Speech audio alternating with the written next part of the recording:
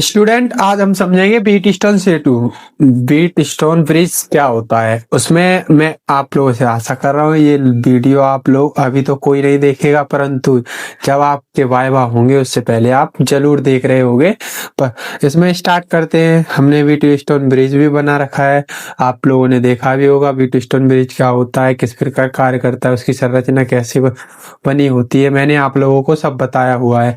आज वाइवा की बात करते हैं। वाइवा में क्वेश्चन किस प्रकार पूछता है एग्जामिनर आपसे, तो आप उसमें क्या होते हो, हड़बड़ा जाते हो, आप बता नहीं पाते हो। तो ऐसा कोई इम्पॉसिबल ना कि आप कर नहीं सकते हो, आप ही लोग करते हो, हमने किया था हमारे टाइम पे, तो आप भी करोगे।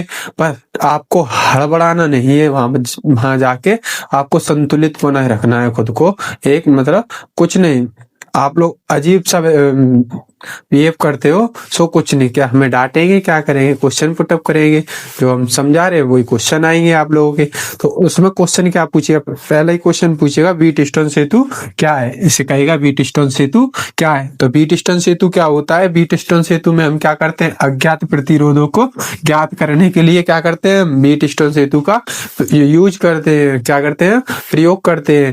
पहला क्वेश्चन ये पूछेगा, आपको क्वेश्चन नीचे स्क्रीन पे दिखेंगे साथ के साथ, जिससे आप नोट कर लेना इन क्वेश्चनों को, जैसे आपको लर्न हो जाएंगे। इतने क्वेश्चन आपसे पूछेगा वो, तो इसमें आप क्या कर सकते हो, इन्हें नोट करके कुछ याद कर लेना और आप वीडियो देख लिए, बस इतना ही कर लीजिए। इसमें आपको नंबर भी वो कंप्लीट देगा और इससे आपका अच्छा परफॉर्मेंस और मनोबल भी मिलेगा। आप लोग ही करोगे इसे और आप ही करोगे, ठीक है। दूसरा क्वेश्चन क्या पूछेगा, इसका आविष्कार किसने किया, इसका आविष्कार किसने किया, इसका आविष्कार किसने किया है, बीट स्टोन सेतु नहीं, बीट स्टोन नहीं, परंतु बीट स्टोन कहाँ के थे, इंग्लैंड के। थोड़ा क्वेश्चन को आप इसके इस प्रकार बोलिए कि वो उसे अच्छा लगे, वो आपसे क्या हो, सेटिस्फाई हो, मतलब प्रसन्न हो जाए, जैसे आपको नंबर और अच्छे दे। तो क्वेश्चनों को कुछ स्पष्ट भाषा में आप अपनी भाषा में बताएं, जिससे वो खुश हो जाए। तो क्या होगा, तो बीट स्टोन सेतु क्या होगा, बीट स्टोन इंग्लैंड के एक प्रोफेसर थे, खोज की थी।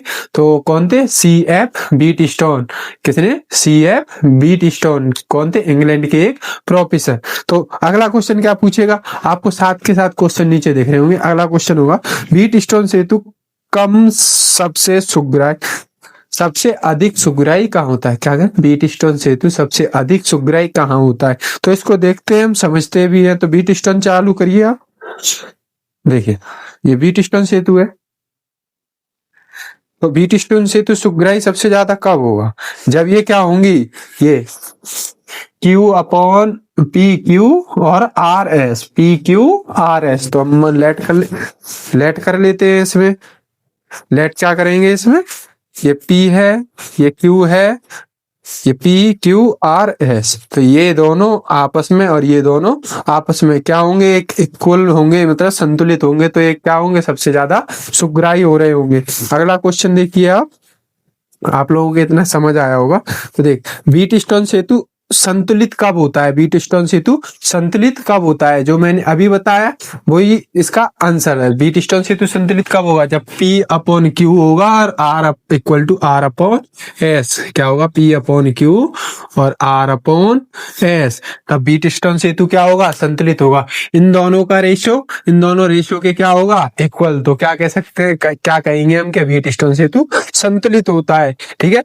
अगला क्वेश्चन क्या आपसे पुटअप करता है, वो क्वेश्चन कुछ आपसे कोई बड़ा ना पूछेगा। अब जिस प्रकार आप इसमें भी देख रहे होगे, ये क्या है, संतुलित की स्थिति में यदि मैं किसी बल्ब को यहां से निकाल देता हूं, यदि मैं किसी बल्ब को यहां से निकाल देता हूं, तो आप देख रहे होगे इसमें क्या है, इंटेंसिटी ज्यादा हो गई है, इसमें क्या है, कम है। इसमें क्या है, ज्यादा हो गई इंटेंसिटी, इसमें क्या है, कम। तो ये क्या हो जाएगी, असंतुलित की स्थिति। देखिए अब ये पुनः किस में आ गए, संतुलित में, बीच वाले में कोई धारा उत्पन्न नहीं हो रही है। आगे देखिए, ये बीट स्टोन सेतु का सिद्धांत क्या होता है, बीट स्टोन सेतु का सिद्धांत क्या होता है, मैंने आपको पहले भी बताया कि ये क्या होता है, चतुर्भुजों के बीच में हम क्या जोड़ देते हैं, चार प्रतिरोधों को पी क्यू आर एस को किस क्रम में जोड़ देते हैं? श्रेणी क्रम में। इन दोनों में क्या होती है? इन दोनों संलग्नों की पी और क्यू और आर और एस संलग्नों की जो भुजाएं होती हैं उनका क्या होगा? जो प्रतिरोध होगा इक्वल होगा। क्या होगा? इक्वल होगा। तो इनका अनुपात कैसा होता है? पी बाई क्यू और आर बाई एस का इक्वल होता है। तो इस प्रकार क्या होता है? संतुलित की स्थिति होती है। तो सबसे ज्यादा संतुलित यही हो। तो यही क्या हो गया हमारा व्हीटस्टोन सेतु का सिद्धांत। अब व्हीटस्टोन सेतु में गैल्वेनोमीटर क्यों लगाया जाता है?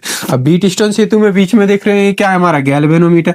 अब ये लगाया क्यों जाता है? तो सिंपल सा क्वेश्चन मैंने उसमें भी आपको बताया है। अब देखो, तो आप वो वीडियो जरूर देखें। इसमें देखिए आप समझिए।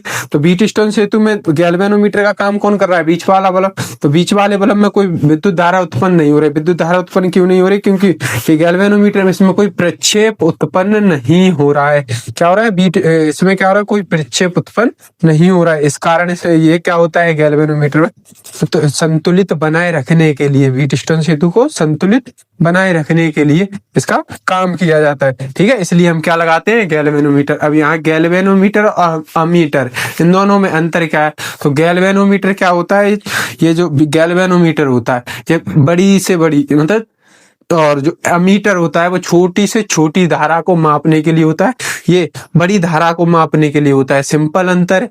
ठीक है, आगे समझते हैं। व्हीटस्टोन अज्ञात प्रतिरोध को ज्ञात करने के लिए सूत्र कौन सा होता है? तो आप देख सकते हो सामने ही है, P by Q equal to R by S. P by Q R by S. अब आगे व्हीटस्टोन सेतु में जो प्रतिरोध लगाए जाते हैं वो कौन सी क्रम में लगाए जाते हैं? इस व्हीटस्टोन सेतु में जो प्रतिरोध लगाते हैं वो किस क्रम में लगाते हैं? तो मैंने आप लोगों को पहले भी बताया। तो किस क्रम में लगाते हैं हम इनको? श्रेणी क्रम में। किस में लगाते हैं चारों प्रतिरोधों को? श्रेणी क्रम में। तो जिस प्रकार आप देख भी रहे होंगे, इन दोनों का ये आपस में है श्रेणी क्रम में, और ये आपस में, तो चारों क्या है? एक दूसरे के श्रेणी क्रम में। इसी कारण बीच वाला वाला फ्लो नहीं करता है। ठीक है, आगे आगे देखते हैं। आगे अब ये व्हीटस्टोन सेतु होता है हमारा, व्हीटस्टोन सेतु होता है। इसका सिद्धांत होता है जो प्रतिरोध को मापते हैं ये किस उपकरण पर कार्य करता है? ये किस उपकरण पर कार्य करता है? तो कहाँ का कार्य करता है? देखिए नंबर 1, कार्य